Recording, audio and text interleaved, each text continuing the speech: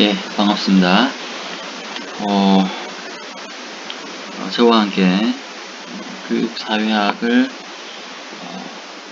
배울 수 있게 되어서 기쁘고 또 영광입니다. 지금까지는 주로 비면대면을 통해서 과제물 관리 방식으로 학습을 해왔는데요. 여러분들의 과제물을 보니까 교수의 설명 없이 그러니까 이 개념에 대한 이해 없이 계속 진도를 나가는 것은 조금 무리가 있는 것 같아요. 그래서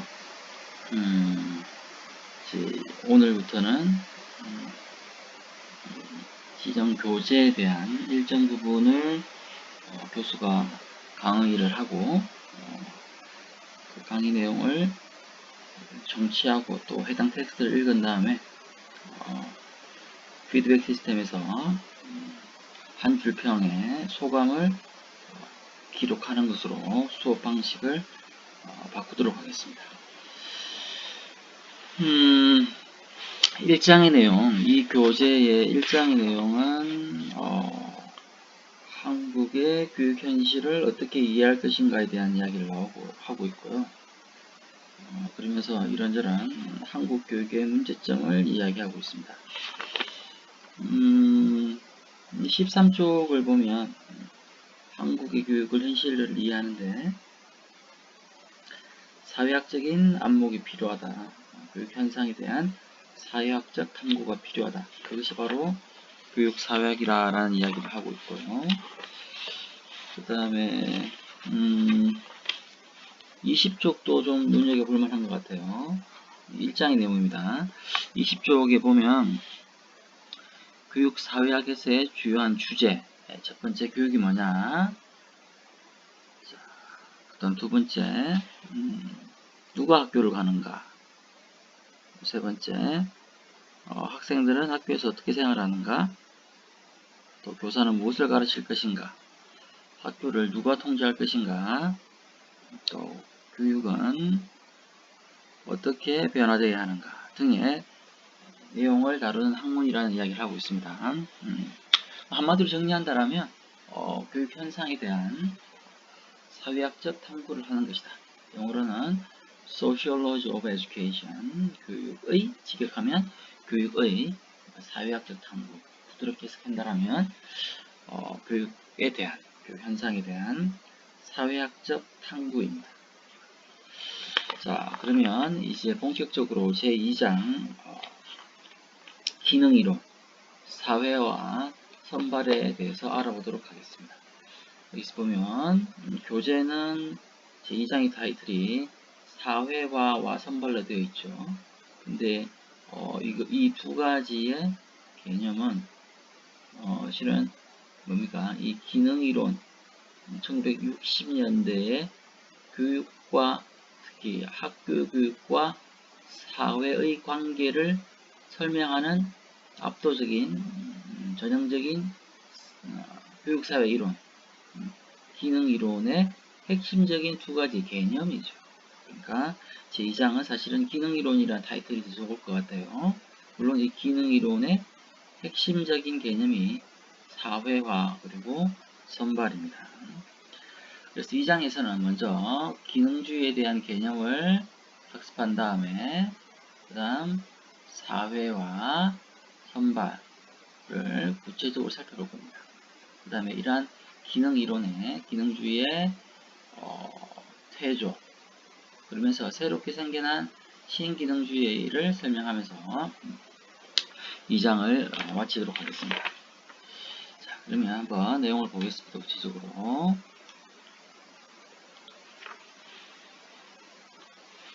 자, 첫 번째 기능주의입니다. 교재 25조 기능주의.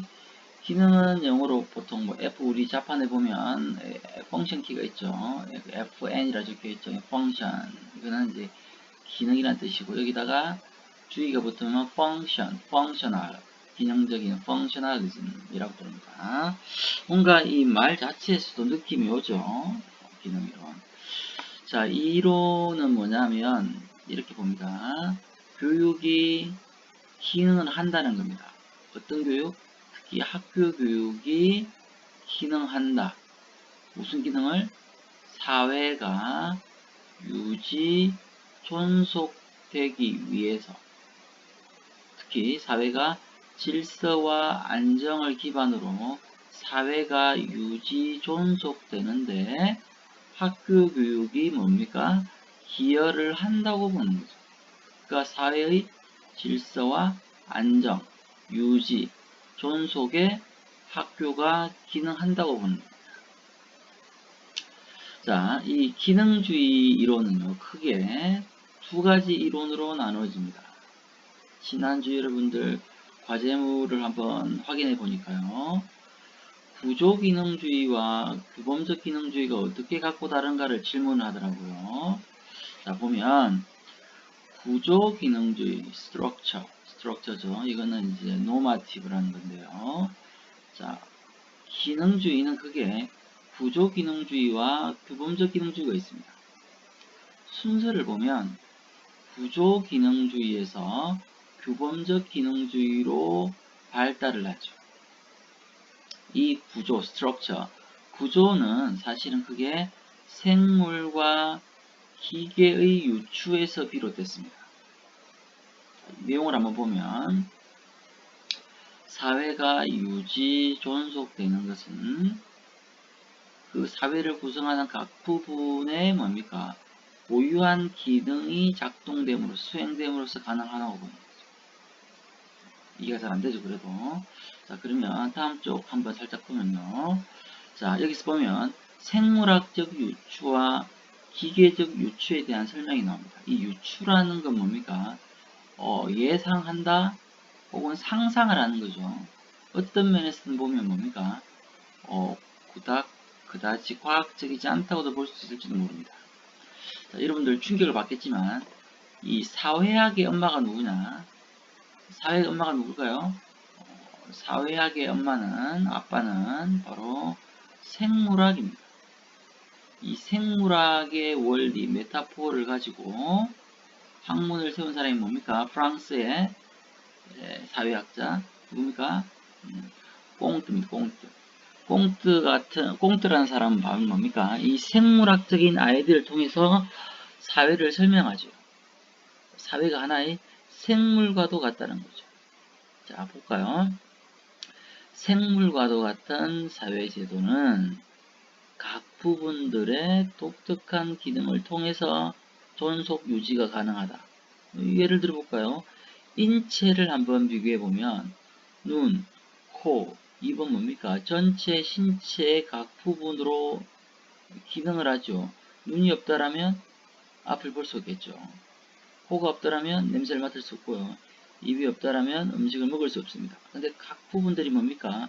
전체 신체의 항상성 유지나 전체 신체의 기능적으로 뭡니까? 작동을 하고 있는 거죠. 그러니까 각 부분들은 전체의 항상성 유지나 체제 유지에 기여하고 있고요. 부분은 전체를 위해서 기여하고 있고 전체는 부분들의 합 이상으로 유지되고 있는 거죠. 사회도 이런 생물과 유사하다고 보는 것이 뭡니까? 꽁트의 생각입니다. 이 생물체가 하나의 구조인 것이죠. 자, 또 다른 상상력은 뭐냐면 사회를 뭐다? 기계로 비유하는 기계. 전형적으로 하나의 우리가 차고 손목에 있는 손목 시계를 아날로그 시계를 비유하면 되겠죠. 아날로그 시계를 보면 뭡니까? 시간을 나타내는 이런 판이 있고요. 그 안에는 뭡니까? 초를 나타내는 초침, 분을 나타내는 분침, 시간을 나타내는 시침이 있죠. 이 각각의 바늘들은 뭡니까? 서로의 기능을 유지하면서 시간을 알려주는 기계로서 작동이 되죠. 사회도 뭡니까? 이와 유사하다고 보는 겁니다. 이런 생물학적 유추나 기계적 유추에 기반한 그러한 기능주의를 뭡니까?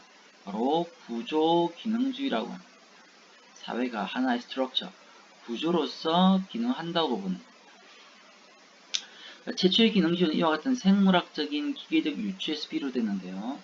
1950년대, 60년대는 뭡니까? 이러한 구조기능주의가 규범적 기능주의로 발전합니다. 바로 뭡니까? 사회의 존속 유지는 특정한 사회의 가치와 규범을 공유하면서 유지 발전 가능하다고 보는 것이죠. 중요한 건 뭡니까? norm, 규범이라는 특정한 가치와 규범을 공유하면서 사회가 유지 가능하다, 발전 가능하다고 보는 것이죠. 자, 아까 말씀드린 것처럼 이 기능주의는 뭡니까? 바로 이 기능이란 말은 학교와 사회와의 관계를 보는 건데요. 역시 학교는 사회의 뭐다? 한 부분이죠. 학교는 사회의 한 부분, 교육을 담당한 한 부분이죠. 이 교육을 담당한 한 부분에서 학교가 전체 사회의 유지, 존속, 발전에 뭐한다? 펑션, 기능한다라고 보는 거예요. 기능한다. 자, 27쪽에 보면 이제 실제 이런 학교의 사회적 기능의 핵심적인 두 가지 기능이 나옵니다. 이거는 별표입니다. 다른 거 몰라도 이건 꼭 여러분들이 이해를 해야 됩니다. 자, 이 기능 이론에서 혹은 학교의 사회적 기능에서 두 가지의 기능입니다.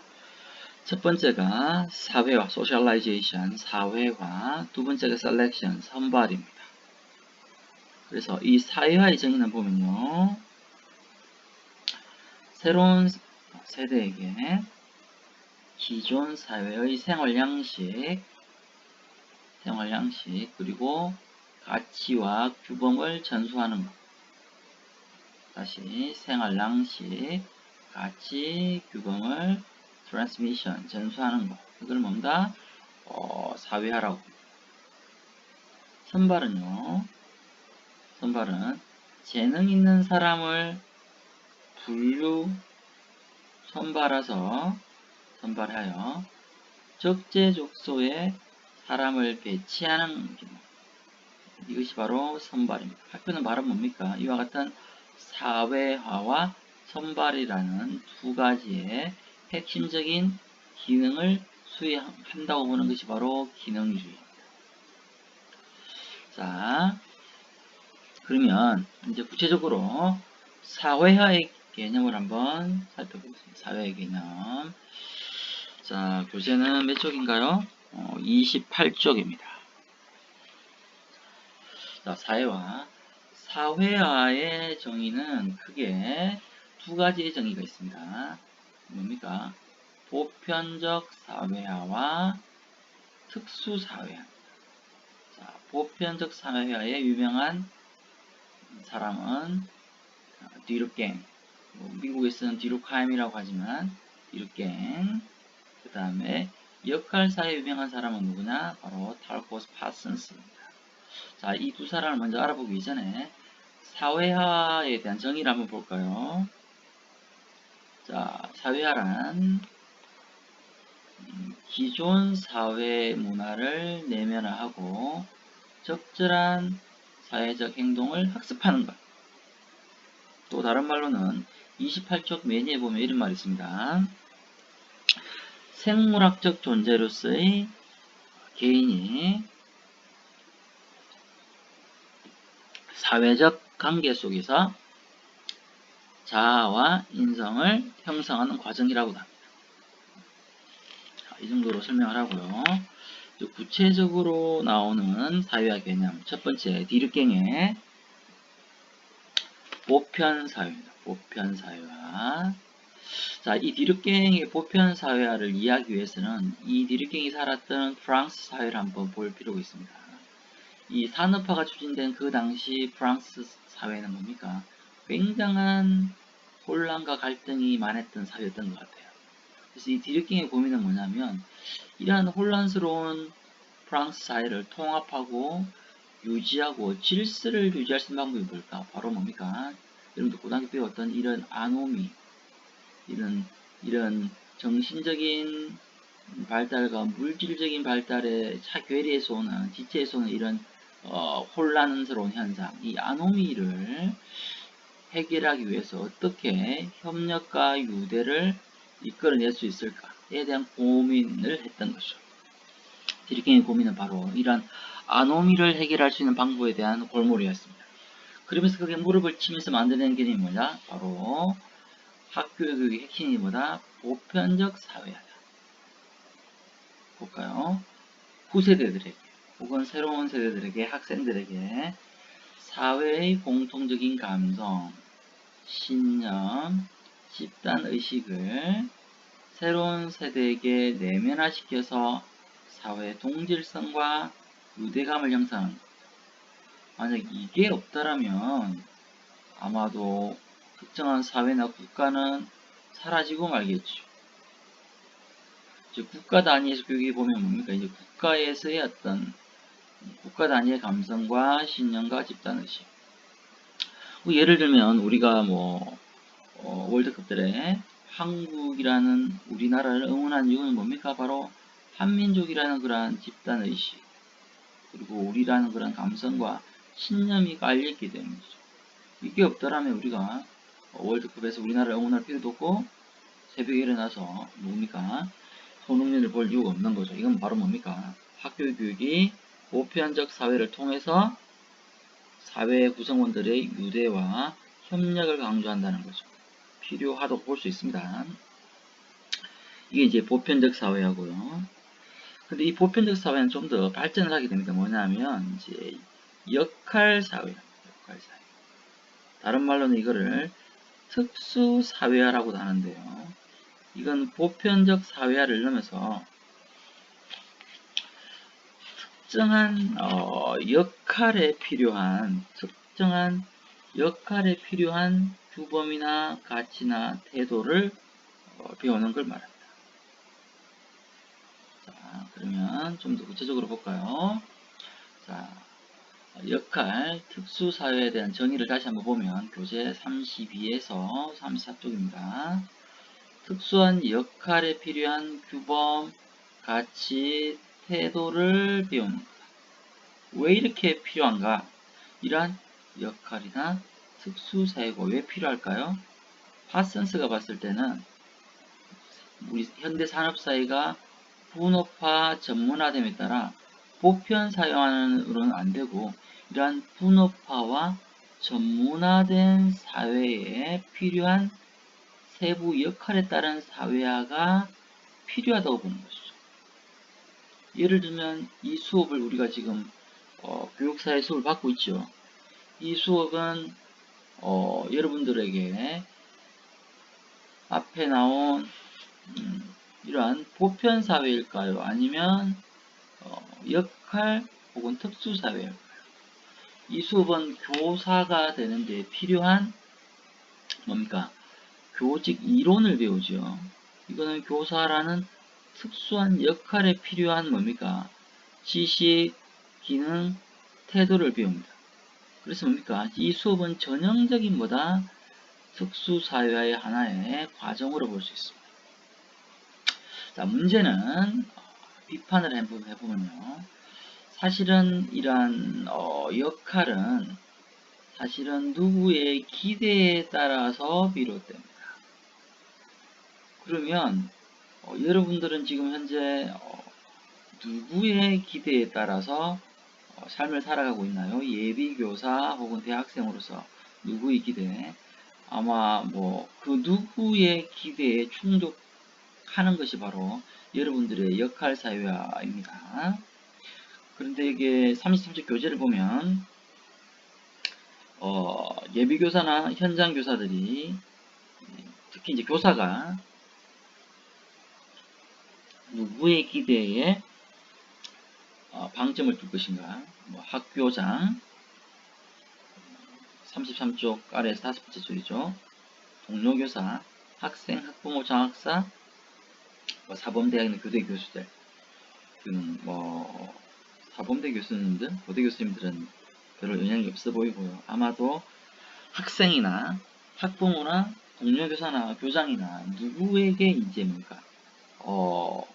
내가 누구의 기대에 부응하냐에 따라서 여러분들의 이제 생활은 달라지겠죠. 학교장에 방점을 두게 되면 아주 충성스러운 교사가 될 것이고요. 교장선생님이 예뻐하겠죠. 약간 권력지향적이겠죠. 권력지향이 될 수도 있다.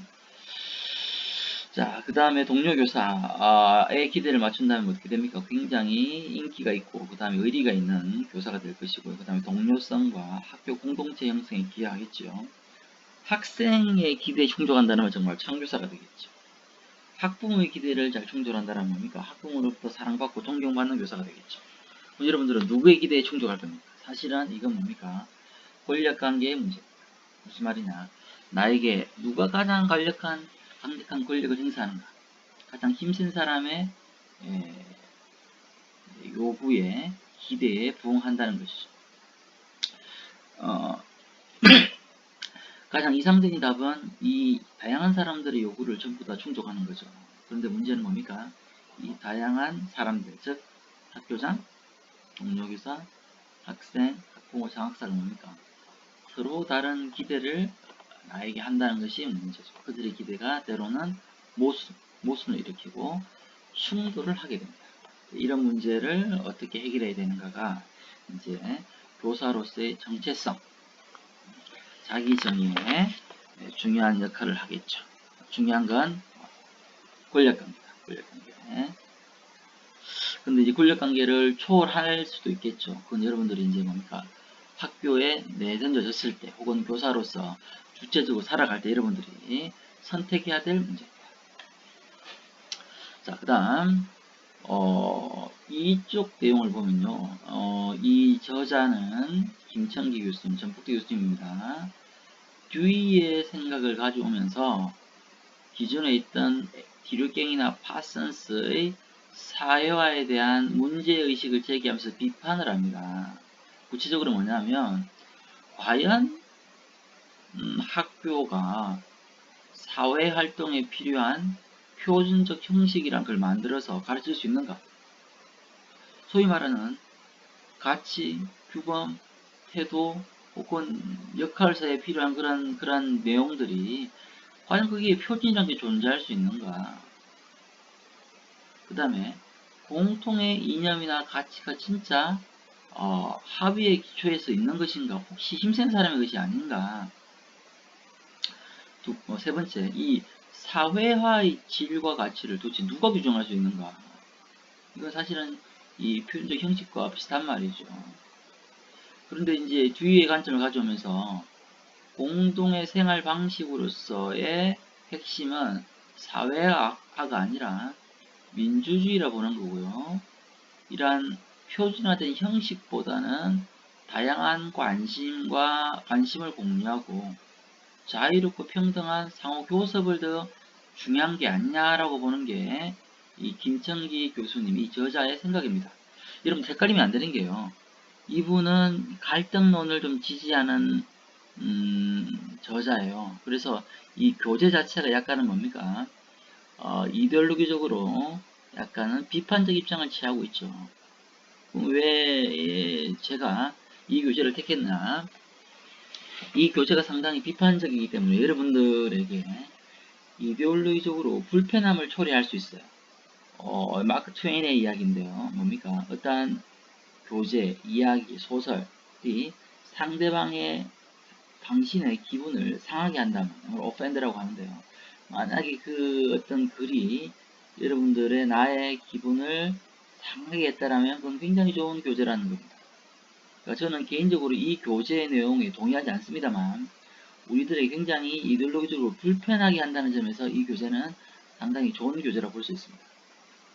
그래서 이 교수님은 사실은 우리들에게 사회화에 대한 개념을 설명하자마자 바로 뭡니까? 이와 같은 뒤의 관점으로 기능이론을 비판하고 있습니다. 이건 사실이 아니라 뭐다? 네, 저자의 생각이라는 점을 유의할 필요가 있습니다. 이건 2장뿐만 아니라 전 장에서 3장, 4장, 5장에서 객관적인 이론과 저자의 주장을 여러분들은 구분할 필요가 있습니다. 자, 다음은 선발입니다. 선발은 이 미국의 사회학자 탈코스 판스스가요. 사회의 존속 유지를 위해서 교육의 선발 기능을 강조했습니다. 개념 정의를 보면요. 이 선발이란 특정한 사회에서 혹은 직업에서 역할을 담당할 인재를 selection, 선발하여 적재적소의 사람을 배치하는 것, 배분하는 걸 말합니다. 그래서 뭡니까? 바로 이 학생들의, 후세대들의 능력과 자질에 따라서 그들을 선발해서 뭡니까? 지위를 배분하는 거죠. 공부를 많이 잘하면 의대, 그 다음에 그 다음에 잘하면 교대, 이런 식으로 뭡니까? 학교가 쫙 세워졌지 않습니까? 이건 뭡니까? 바로 사회에서의 지위 배분에 뭡니까? 따라서 그들의 학생들의 능력과 자질에 따라서 뭡니까? 학생을 선발하는 거죠. 이게 보면 우리가 이 능력과 자질이라는 건 뭡니까? 바로 우리가 입시 시스템, 입시 제도인 것이죠. 근데 이러한 선발의 과정에서 학교는 뭡니까? 이 선발과 배분의 과정에서 굉장히 모순적 기능을 수행합니다. 바로 뭐다? 가열과 냉각 기능 두 가지를 다 가지고 있습니다. 지난주 과제물 검사를 해보니까요. 이 가열과 냉각에 대한 질문을 하더라고요. 자, 이 가열은 뭡니까? 소위 말해서 이 좋은 지위를 배분받기 위해서 혹은 좋은 지위를 획득하기 위해서 뭡니까? 학교에 있는 쌤들은, 학교에 있는 사람들은 학생들을 뭡니까? 경쟁을 시키는 거죠. 뭡니까? 아주 열심히 공부하라고 하면 경쟁을 시킵니다. 모두 수학 선생님, 국어 선생님, 저조차도 뭡니까? 전부 다 이 개념을 이해하면 굉장히 열을 올리죠. 이 자체는 뭡니까? 굉장히 열을 올리는 과정이라는 겁니다. 그런데 뭡니까? 어느 순간 이 지나친 경쟁을 완화하기 위해서 뭡니까? 혹은 지위 배분을 하기 위해서 뭡니까? 확 냉각을 시킵니다. 뭘 통해서? 바로 시험, 평가를 통해서 뭡니까? 줄을 세워버리고 마는 거죠. 지금 이 수업도 보면 여러분들이, 저는 개인적으로 60명의 학생들이 모두 이 개념을 완벽하게 이해하기를 원하지만 한 학기가 끝나는 기말고사 때가 오면 뭡니까? 저는 여러분들을 냉각시키고 말입니다. A 플러스 F까지 뭡니까? 여러분들 줄을 쫙 세우고 되죠. 그다음 여러분들은 기말고사 때 뭡니까? 지필평가를 이렇게 쭉 치다 보면 뭡니까? 모르는 문제, 자신 없는 문제 하면서 뭡니까? 시험지를 교수한테 제출하고 나서 느끼는 감정, 썰렁하죠. 그 다음 성취표를 받았는데 C+, 혹은 F가 나왔다. 그러니까 썰렁합니다. 그래서 뭡니까? 학교는 이 선발을 통해서 뭡니까? 가열과 냉각의 두 과정을 다 갖고 있다고 볼 수 있습니다. 참고로 그러고 보니까 OT를 제대로 안 했네요. 자, 이번 학기는 평가가 굉장히 애매한데요. 지금 학교에서도 고민이 좀 있습니다. 이거를 절대평가할지 안 상대평가할지, 특별한 이견 혹은 학교 단위의 지침이 없는 한 이번 학기는 이렇게 강의 위주의 수업을 하기 때문에 지필평가를 친다는 점을 강조합니다. 그래서 개념 설명을 유심히 들어야 되겠습니다. 자, 그 다음 35쪽에 가보면 선발의 유형이 나옵니다. 선발의 기능과 유형, 이 호프라는 학자를 통해서요, 선발의 유형을 나타내고 있는데, 이건 좀 재미있게 볼 필요가 있습니다. 크게 네 가지: 선발의 방법, 이거 선발에는 학생 선발입니다. 선발의 방법, 학생 선발의 시기, 학생 선발의 대상, 학생 선발의 목적입니다. 크게 네 가지가 있고요. 자, 볼까요? 자, 선발의 방법, 크게 이렇게 두 가지로 나누어집니다. 첫 번째는 중앙집권화와 중앙집권화와 표준화대 vs vs 봉권화입니다. 지금 문재인 정부는 뭡니까? 국정 철학이 자치와 분권입니다. 자치와 분권. 그래서 뭡니까? 유초 중등 교육을 어떻게 했다? 시도교육청에 이양했죠. 소위 말해서 교육자치의 시대가 온 겁니다. 그래서 뭡니까? 단위 학교의 그리고 교사의 교육과정과 수업에 대한 뭡니까? 그리고 평가에 대한 권한을 뭡니까? 국가가 지는 게 아니라 어떻게 한다? 시도교육감에게 이양하고요. 시도교육감은 다시 뭡니까? 단위 학교에 있는 교장과 교사들에게 교육과정 편성 운영권을 어떻게 한대? 다시 이양하죠. 그래서 국가는 뭡니까? 지금 현재 2015 교육과정을 보면 국가는 교육과정을 대강화하고 시도교육청 단위 그리고 단위 학교에서 뭡니까? 재량권을 통해서 학교 교육과정을 창의적으로 운영하도록 하고 있습니다. 그러니까 지금 현재 우리나라의 학교 정책을 보면 표준화, 중앙집권화에서 분권화로 넘어가고 있는 중간 단계라고 보는 겁니다. 역으로 기존의 한국의 학교교육은 굉장히 중앙집권적이고 표준화된 뭡니까? 교육을 해왔던 것이죠. 선발해왔던 것이죠. 이 수업을 하고 있는 교수 같은 경우는 그야말로 표준화된 시험과 중앙집권화된 평가를 쳤습니다. 뭐죠? 학력고사. 지금 여러분들은 뭡니까? 저보다 훨씬 더 분권화된 방식의 평가 방식, 선발 방식을 통해서 입학을 했죠.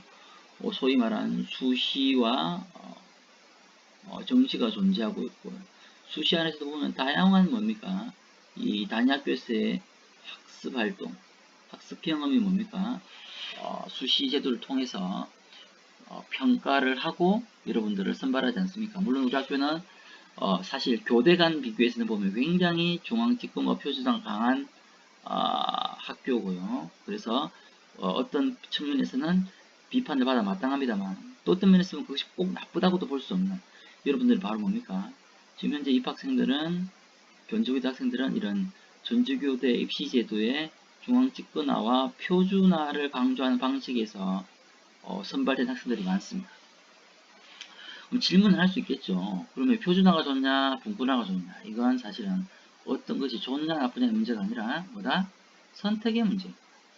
여하튼 우리나라는 굉장히 중앙집권화, 표준화된 나라임에도 불구하고 지금 현재 미래교육은 이런 분권화를 지향하고 있고요. 심지어 뭡니까?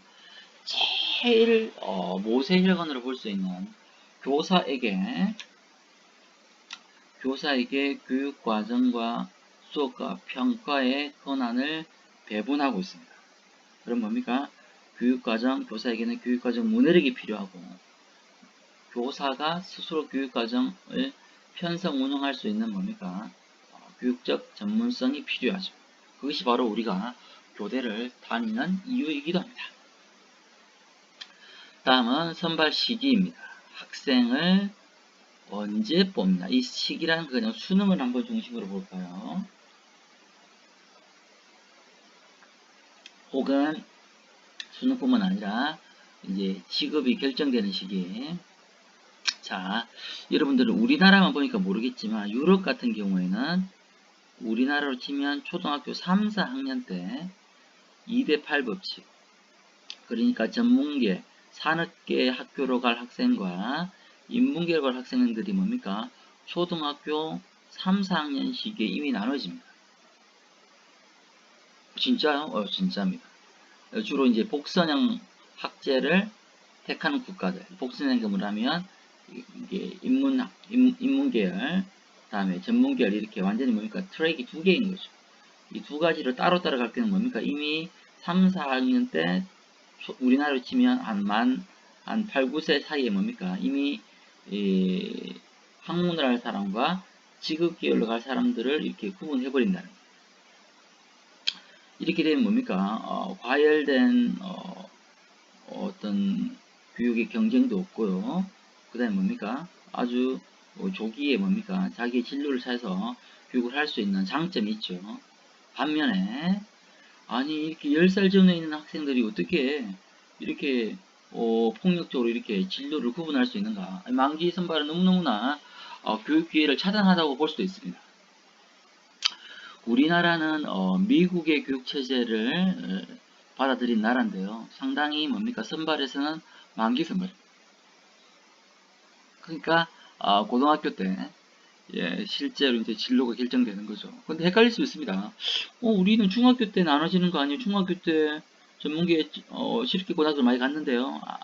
물론 현실적으로 그렇게 보일 수 있겠지만 우리는 뭡니까? 사실은 사다리가 하나인 싱글 레드 시스템입니다. 단선형 학교고요. 다만 이 단선형 안에 고등학교 안에 인문계열과 전문계열 혹은 산업계열이 이렇게 있는 거예요. 투 트랙으로. 하지만 큰 트랙은 하나입니다. 근데 왜 큰 트랙이 하나냐? 인문계 학교를 가든 전문계 학교를 가든 뭡니까? 둘 다 어디를 갈 수 있다? 대학을 갈 수가 있습니다. 계열이 다를 뿐이죠. 하지만 유럽 같은 조기 선발 체제를 갖고 있는 국가에서는 뭡니까?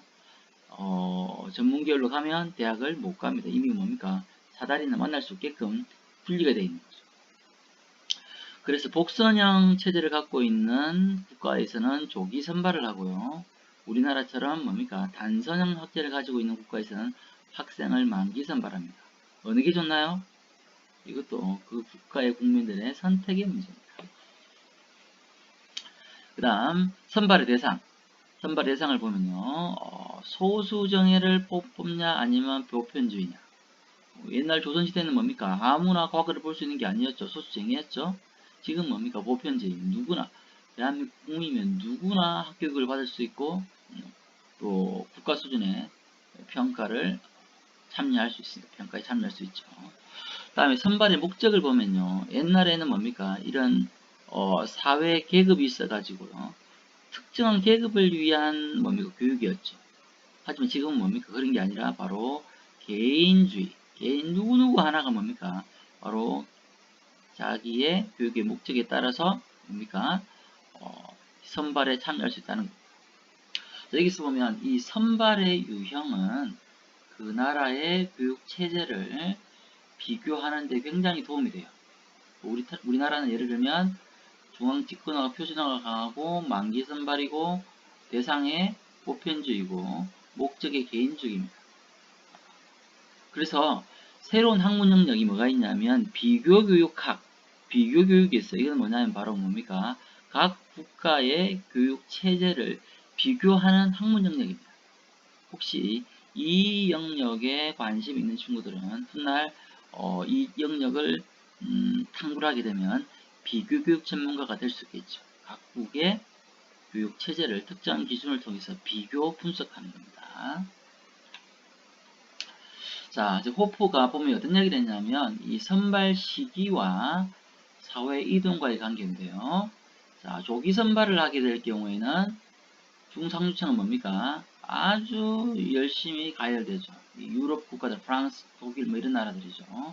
조기 때 가열되지만 만기엔 냉각되고요. 반대로 만기 선발하게 되면 뭡니까? 어떻게 된다? 하루 일정은 굉장히 가열되죠. 우리나라 같은 나라들. 입시열이 엄청 강하지 않습니까? 교육열이.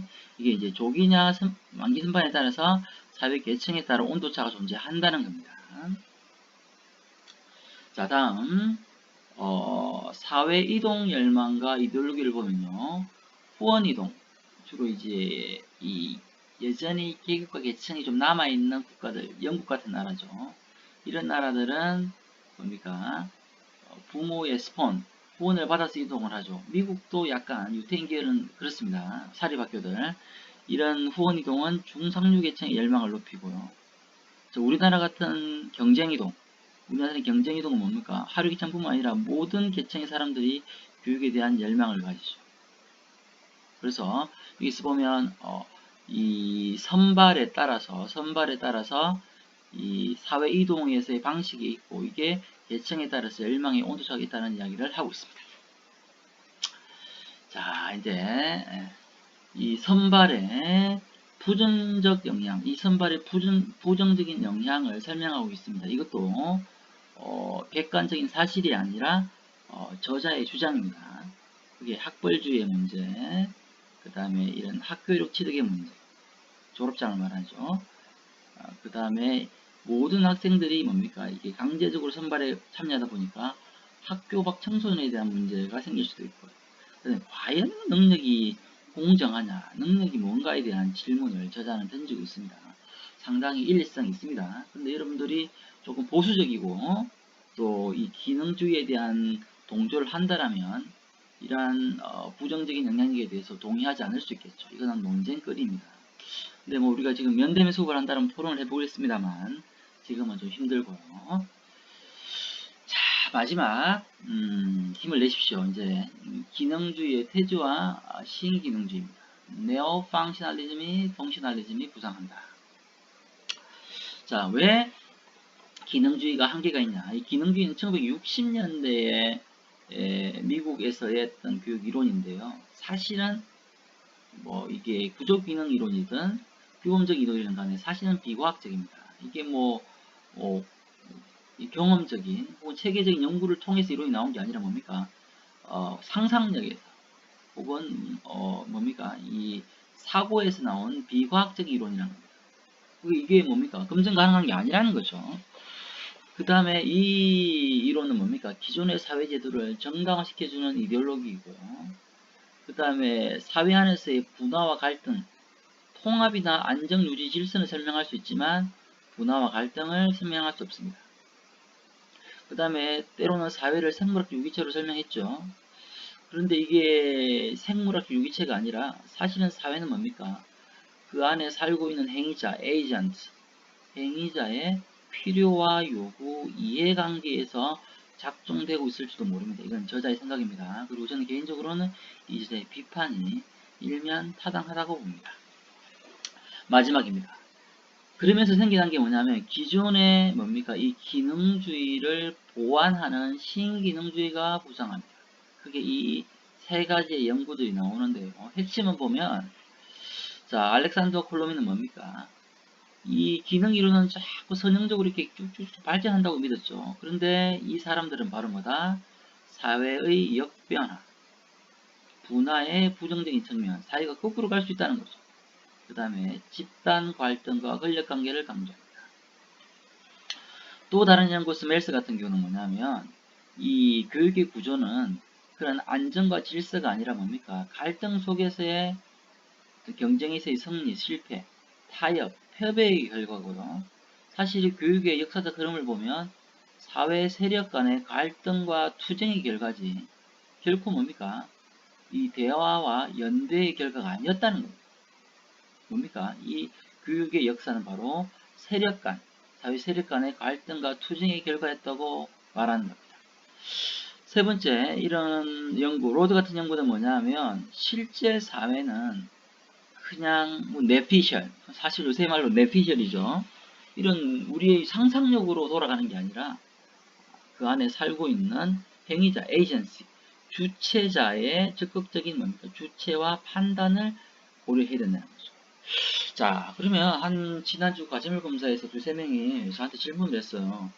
그럼 이 신기능주의는 다음 주에 배우게 될 갈등 이론과 같은 거 아닙니까? 혹시 갈등 이론 안 배운 친구들은 이게 좀 어려울 수 있겠네요. 자, 일단 갈등 이론을 배웠다는 전체 하에 설명을 드립니다. 얘랑 얘는 같은 거 아닙니까? 사실 이 내용들은 뭡니까? 사실은 갈등 이론과 같습니다. 미리 말씀드리면 갈등 이론은 이 기능주의를 비판하는 이론인데요. 이 모든 설명들이 뭡니까? 바로 권력이 있는 사람, 지배자를 위한 뭡니까? 기능주의라고 보는 거죠. 이건 기능주의가 아니라 뭡니까? 재생산이라고 보는 건데요. 사실은 둘 다 이론이 같은 이론입니다. 하나는 학교 교육이 사회의 존속 유지 발전에 기여한다. 하나는 뭡니까? 기여하는데 누굴 위해서 기여한다? 국가나 사회가 아니라 지배 집단, 권력자에게 기여한다고 보는 거죠. 그러면 갈등 이론과 차이는 뭐냐면 이런 생각도 갈등 이론과 공유를 하지만 이 사람들은 여전히 뭡니까? 사회의 발전, 유지, 안정을 포기하지 않습니다. 그러니까 이런 역변화라든지 갈등이라든지 행위자의 주체성을 고려하긴 하지만 그래도 사회는 뭡니까? 계속 뭡니까? 발전해 가야 한다고 믿고 주 관심은 사회 유지 존속 발전입니다. 하지만 갈등이 일어난다는 그게 아니라 뭡니까? 자본주의 사회를 비판하고 그 자본주의 사회를 전복해야 된다고 믿는 거죠. 그러한 결정적인 차이가 있습니다. 자, 그럼 오늘 강의는 여기까지 마치고요. 다음 주에는 제3장 불평등 재생산을 살펴보도록 하겠습니다. 여러분들은 이 동영상과 2장을 읽고요. 피드백 시스템에서 여러분들의 한 줄 평을 기록해야만 여러분들이 출석했는지를 확인할 수 있습니다. 지정된 날짜에 한 줄 평을 기록하길 바랍니다. 수고하셨습니다.